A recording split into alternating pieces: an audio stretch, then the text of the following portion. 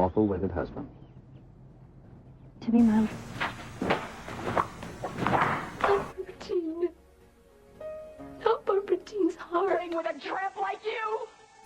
Well, I know it hurts being third rate, but aren't you accustomed to it yet?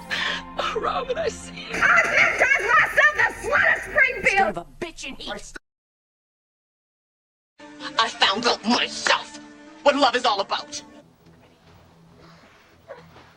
Hey everybody, it's me, Nikki.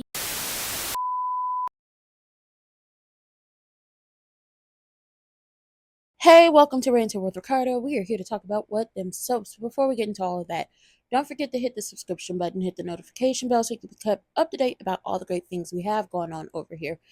And also hit those links in the description box down below, the two at the top, vote.gov, vote.org. It's time to make sure you're registered to vote. Make sure you're going out there and voting in all the elections, big and small, medium, local, all of your elections, okay? Your vote matters. If your vote didn't matter, they wouldn't be trying to snatch your rights away. Your vote does make a change. It does count. It does go towards trying to make a change.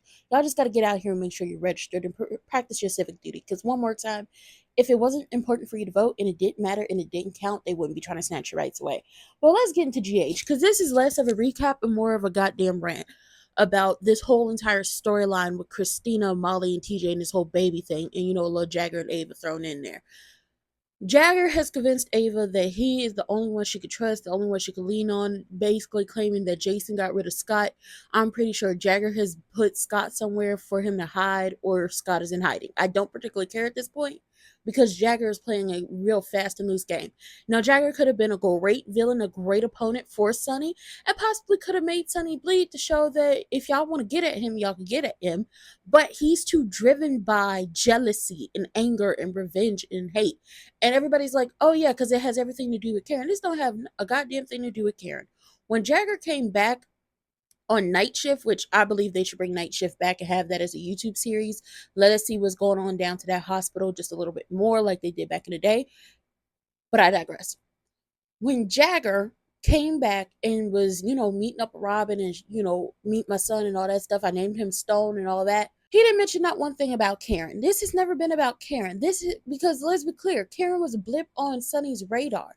Yes, what happened, but at the end of the day, Karen married Jagger and they went on to live happily ever after, up to the point of him cheating on her and caring more about his career, and then she moved back to Port Charles. But even then, her and Sonny weren't a thing, and every time Karen saw Sonny, she would make sure to read him for filth and make him feel bad about himself.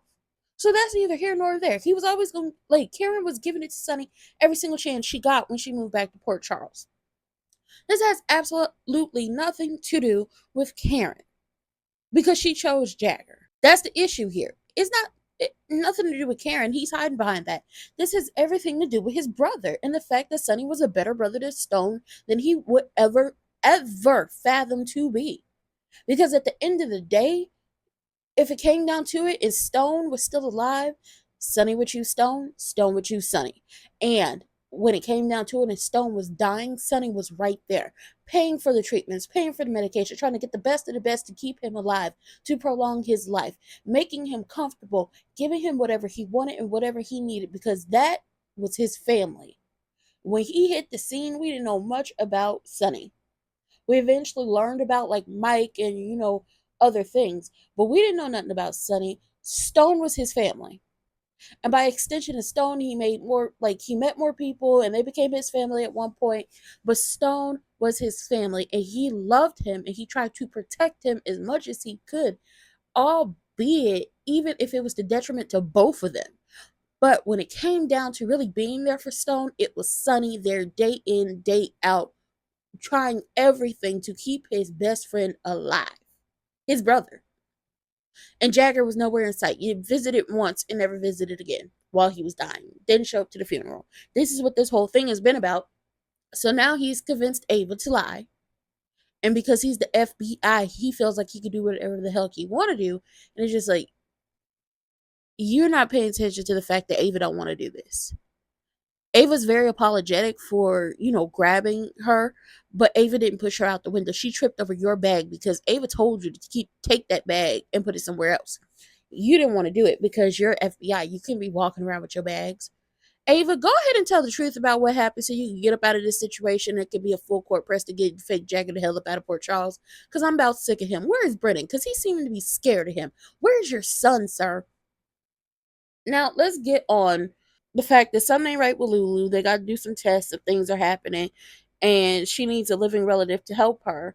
Well, her living relatives are Nicholas, her mama, and her brother. Well, all three of her brothers, but where the hell is Ethan? We don't know. You know, it might be time to bring Ethan back.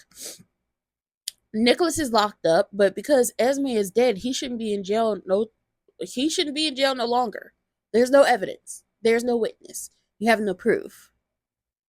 And then Lucky is out gallivanting out somewhere around the world internationally. It's time to bring all the brothers back home and be here for the new Lulu when she resurrects. All I'm saying is the original Lulu, the one they had from like 2005, 2006 ish, until she left and then she was replaced.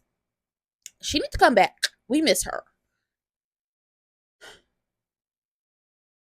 Anna is, you know, trying to be run by fake Jack. I'm sick of him. I'm so sick of him. Ava, please tell somebody he's forcing you to lie about the situation to get somebody on your side. Trina and Jocelyn's friendship, it might come to an end because Jocelyn is like, I don't see how you going up for Ava. And it's just like, Trina is going up for Ava. And I'm like, Trina, you have to, it's great to be loyal and have loyalty to people, but you have to know who to have loyalty to. Because it's not just this whole Christina thing that has Jocelyn very wary of Ava. It's the going back to the whole Morgan situation, messing around with a barely legal Morgan, getting him into a gambling debt so he could, be a spy for your brother and y'all's organization on his daddy, the carrying on an affair with him, having sex with both him and Sonny and not knowing who the child's pappy was. But then we proved it was Sonny. And then there was the switching out his medication, which ultimately led to him spiraling like he was trying to make Sonny do, which led to his death by your crazy ass sister.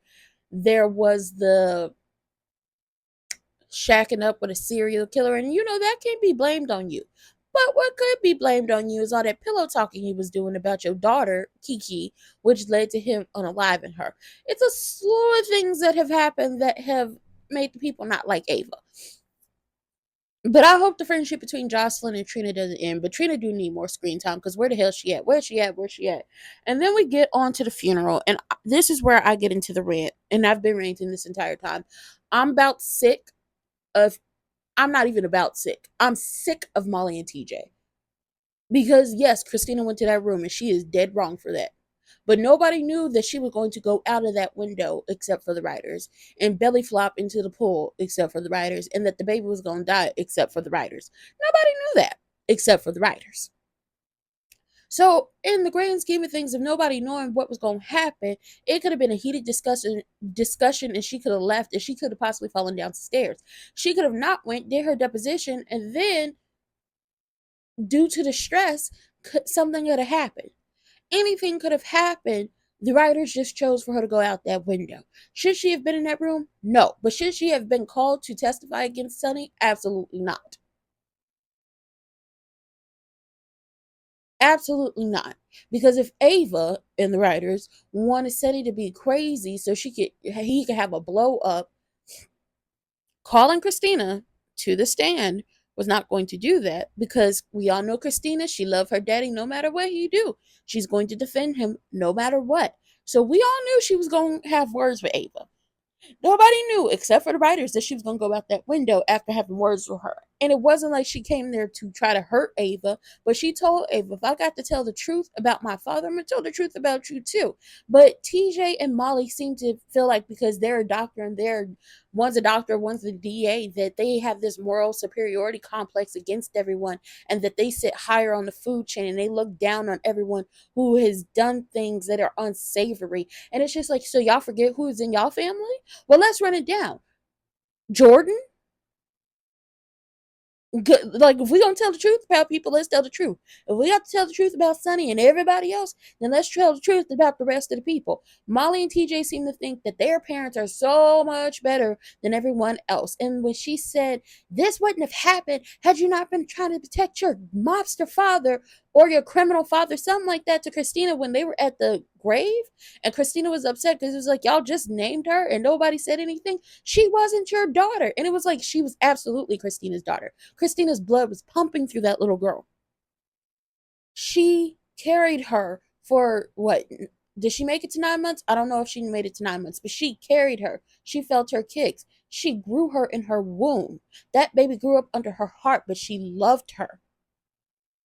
And Christina's whole thing was trying to protect that kid. Now, one more time, Christina shouldn't have carried her ass down to that suite to talk to Ava whatsoever. Know that. Know that. Making no excuses about that. But Molly and TJ get on my damn nerves because I thought about this all last night. If it came down to choosing between the baby and Christina, they would have let Christina die. And now we are running this Rick versus Sonny back, but with the sister cousins. Because don't forget, y'all are sisters and y'all are cousins. Don't forget that. Don't forget that fact. Which is crazy as hell to me. Y'all are sisters, but y'all are also cousins. Talk about keeping it in the family. But TJ and Molly, since y'all love talk about somebody's parents and how dangerous they are, let's run down y'all parents. Starting with TJ, your mother started having an affair with her husband's best friend.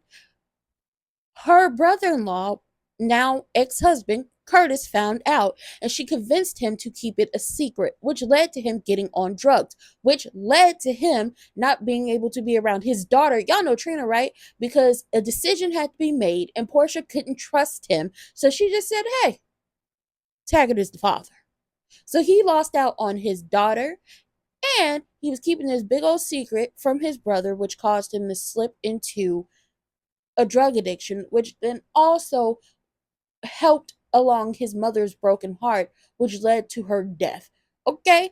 And then your husband finds out that you were sleeping with his best friend and tries to attack him while they are overseas. His best friend shoots him because it's do or die, and I'm not about to lose my life, which ultimately kills Tommy and has him sent back in a pine box with an American flag over it, which then destroys what little sanity the family had left and contributes to that broken heart that their mother died of. Because y'all can say that lady died of a lot of things on this show, but she truly died of a broken heart. The son on drugs, one son dead.